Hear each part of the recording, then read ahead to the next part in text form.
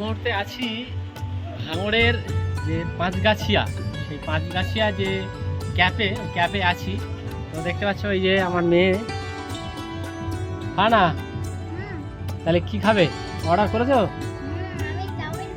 Chowmein? আচ্ছা, chowmein তো তোমার অর্ডার করা হয়েছে। হাইম কি খাবে বলো, তুমি কি খাবে?